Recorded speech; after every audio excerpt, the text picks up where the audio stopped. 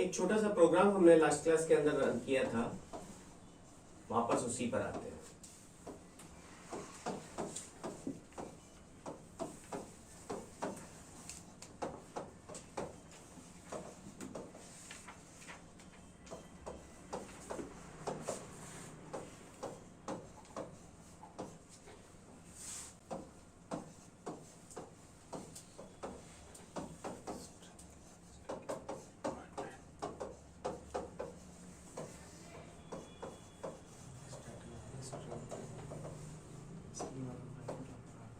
ये एक छोटा सा प्रोग्राम था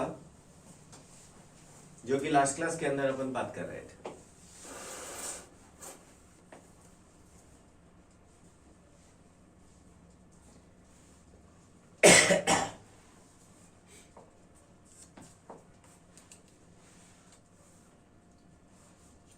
हमने कहा था कि इसको हम किसी भी नाम से सेव कर सकते हैं। मान के चले इसको मैंने सेव किया b.java के नाम से, b.java के नाम से। हमने कहा कि जब मैं इसे कंपाइल करता हूं, सपोज सी टाइप टेस्ट के अंदर मैंने इसे सेव किया, हमने कहा जब मैं इसे कंपाइल करता हूं, मैं कंपाइल करूंगा लाइक सी जावा सी b.java, एक डॉट क्लास फाइल बन जाएगी। उस डॉट क्लास फाइल का नाम इस क्लास के नाम के जैसा होगा। हम बात कर रहे थे यहाँ पर जो फाइल आपकी बनेगी ए डॉट क्लास फाइल बन जाएगी, और मैं इस ए डॉट क्लास को यहाँ से रन कर सकता हूँ जावा ए। रन हमेशा डॉट क्लास फाइल के नाम को करते हैं जिसके अंदर मेन है। ठीक है, इस मेन में जाके हेलो डिस्प्ले होगा। ये अपन लास्ट क्लास के अंदर बात कर रहे थे। ये जो एक छोटा सा प्रोग्राम हमने लास्ट में देखा था,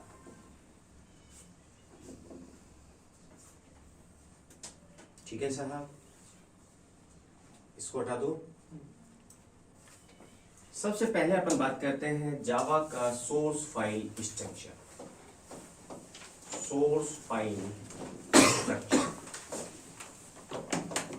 सोर्स फाइल स्ट्रक्चर से मतलब है जावा के प्रोग्राम का स्ट्रक्चर, जावा के प्रोग्राम का स्ट्रक्चर। सोर्स फाइल स्ट्रक्चर, जावा के प्रोग्राम का स्ट्रक्चर।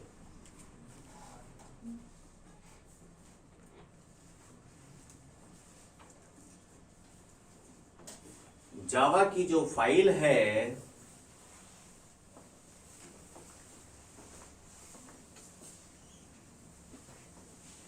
जावा की जो फाइल है उसमें तीन तरीके के स्टेटमेंट्स हो सकते हैं।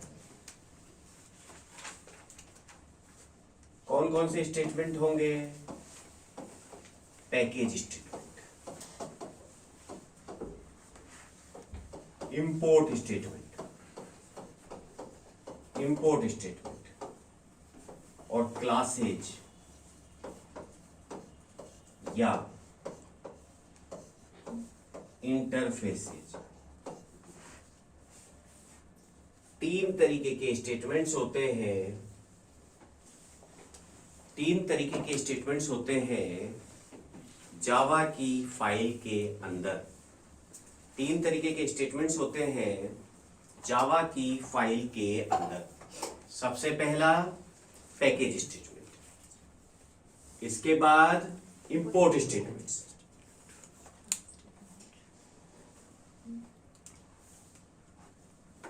सूरज जी अपन Java A dot class run नहीं करेंगे। देखिए, अगर मैं यहां पर जावा ए डॉट क्लास लिखता हूं तो आई गेट एरर। जावा आप ए ही लिखेंगे, ए डॉट क्लास लिखने का मतलब क्या हो गया, इस बात को समझिए। ए डॉट क्लास लिखने का मतलब है कि ये ए नाम का कोई पैकेज है, उसके अंदर क्लास नाम की क्लास है जिसे आप रन करना चाह रहे हैं। इस जगह पर जावा ए डॉट क्लास नहीं, हमें केवल जावा ए ही लिखना होगा। ठीक है सूरज जी, और क्या क्या पॉसिबिलिटीज इसमें हो सकती है पैकेजेस के टाइम अपन डिटेल में बात करेंगे। लेकिन हाँ अभी इस केस में अगर यहां पर अगर बात करें तो हमें जावा ए ही काम में लेना है, नॉट ए डॉट क्लास। ठीक है भैया, वापस यहीं आते हैं।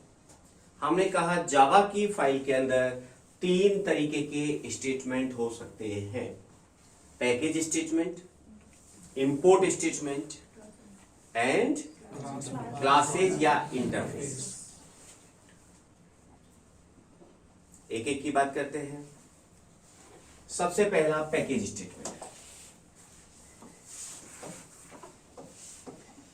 पैकेजेस का कंप्लीट एक चैप्टर अपने पास है अभी समझने के लिए। Packages are group of related classes, group of related classes. जो रिलेटेड क्लासेज का ग्रुप है उसको हम एक पैकेज के थ्रू मैनेज करते हैं। जो रिलेटेड क्लासेज का ग्रुप है, जो रिलेटेड क्लासेज है उसे हम एक पैकेज के थ्रू मैनेज करते हैं।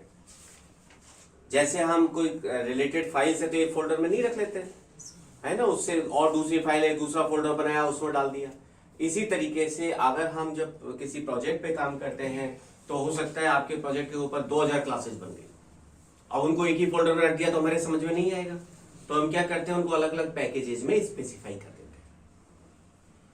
ठीक है, ओके। पैकेजेस, पैकेज क्या है? First non commented statement, first non commented statement, commented statement of your Java file, of your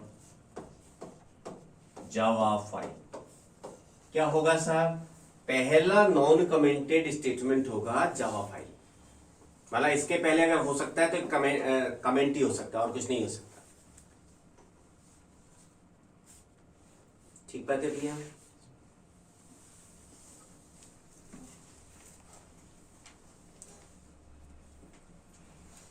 केवल 0 या 1 स्टेटमेंट होंगे, 1 पैकेज स्टेटमेंट, एक से ज्यादा नहीं हो सकता।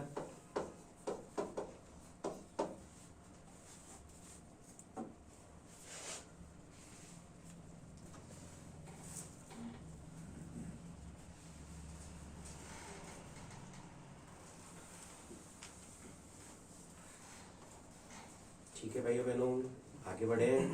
लास्ट वाला पॉइंट एक बार वापस से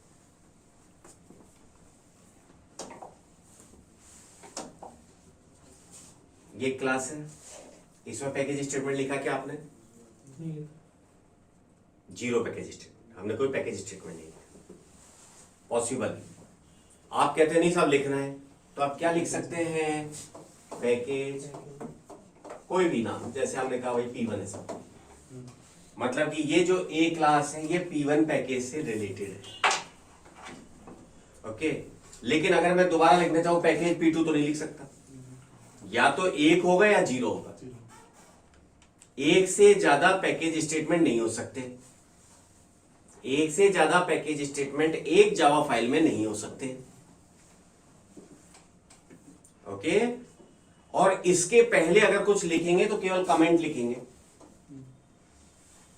इसके पहले और कुछ हो ही नहीं सकता, होगा तो केवल क्या होगा? कमेंट्स होंगे। बात क्लियर? ठीक है भैया, चलिए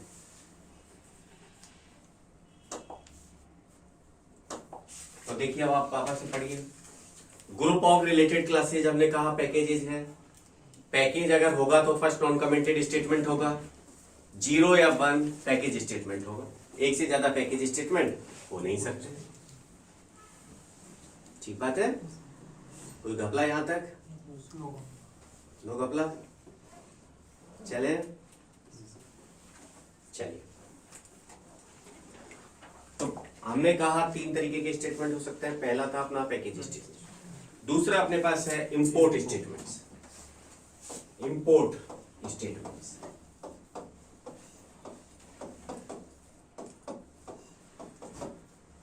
किसी पैकेज से रिलेटेड क्लासेज को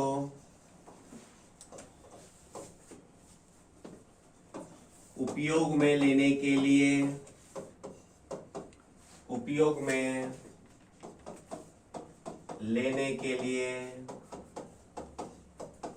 इंपोर्ट करना जरूरी है, इंपोर्ट करना होगा। जिस पैकेज को आपको यूज में लेना है हमें क्या करना पड़ेगा, उसे इंपोर्ट करना पड़ेगा। आसान बात है। कितने भी स्टेटमेंट हो सकते हैं, जीरो और मोर, जीरो और कितने भी इंपोर्ट स्टेटमेंट हो सकते हैं, जीरो और मोर कितने भी इंपोर्ट स्टेटमेंट हो सकते हैं।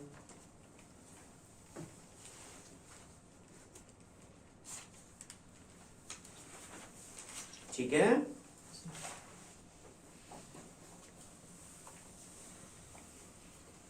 अगर हम किसी पैकेज को इंपोर्ट ना भी करें तो एक पैकेज ऑटोमेटिकली इंपोर्ट होता है, java.lang। ठीक है।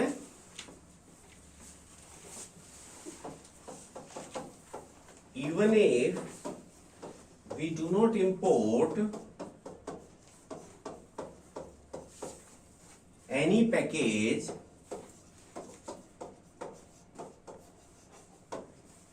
java.lang package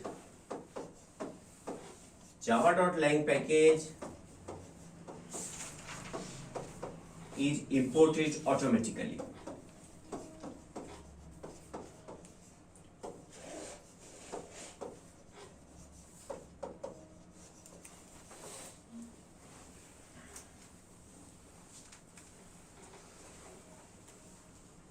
बात समझिए वापस से। हमने कहा भाई कितने भी इंपोर्ट स्टेटमेंट किसी को काम में लेना है ना तो उसको इंपोर्ट कर लेते हैं। याद कीजिए सी में जैसे हैश इंक्लूड लिखते थे अपन, है ना, stdio.h, string.h, conio.h, वैसे यहां पर अपन इंपोर्ट करते हैं। पहली बात। दूसरी बात, कितने भी पैकेजेस को इंपोर्ट कर सकते हैं। और तीसरी बात, अगर आपने किसी पैकेज को इंपोर्ट नहीं भी किया तो भी java.lang ऑटोमेटिकली इंपोर्ट हो जाएगा। ठीक है। इसीलिए तो जब आप ये प्रोग्राम रन कर रहे थे यहां पर ये स्ट्रिंग क्लास है जिसे आप काम में ले रहे थे, ये सिस्टम क्लास है जिसे आप काम में ले रहे थे, ये अपने आप काम में आ गई बिना इंपोर्ट किए हुए। क्यों? क्योंकि java.lang के अंदर है, क्योंकि ये java.lang के अंदर है। यहां तक अगर चिन्नी सा भी कहीं डाउट हो ना तो आप पूछ जरूर लेना, क्योंकि ये बिल्कुल इनिशियल चीजें हैं। ठीक है ना, कहीं भी कसर नहीं रहनी चाहिए, गैप थोड़ा सा भी आएगा तो दिक्कत करेगा। हमने कहा सबसे पहले क्या होगा, पैकेज स्टेटमेंट होगा अगर है तो, उसके बाद आपके इंपोर्ट हो सकते हैं, कितने भी इंपोर्ट हो सकते हैं। अगर आप नहीं भी करेंगे तो भी java.lang तो अपने आप हो जाएगा। इतनी सी बात करिए अपन। अब आते हैं अपन क्लासेज के ऊपर। चले भैया। वैसे सी में तो अपना इसमें क्या होता था कि लिंकर में डिफाइन होते थे, तो इसमें क्या है, इसमें देखिए सब मुझे रास्ते से हटाने में लगे हुए हैं।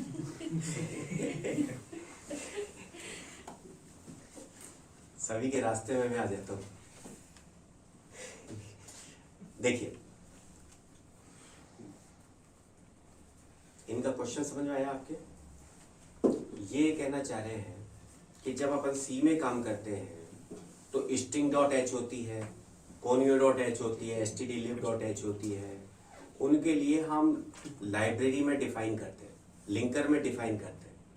तो जब आप कंट्रोल F9 प्रेस करते हैं तो पहले तो कंपाइल होता है, फिर लिंक होता है। जब लिंक होता है तो वो उन जो लाइब्रेरी फाइल्स है उनके साथ में लिंक करता है। ये कहना चाह रहे हैं जावा में ऐसा क्या होता है? देखिए इसको हटा रहा हूं मैं, जब आप सी में काम करते हैं, सी में जब आप काम करते हैं तो स्टैटिक बाइंडिंग होती है। जब आप जावा में काम करते हैं तो डायनेमिक बाइंडिंग होती है। क्या मतलब है, बात करते हैं।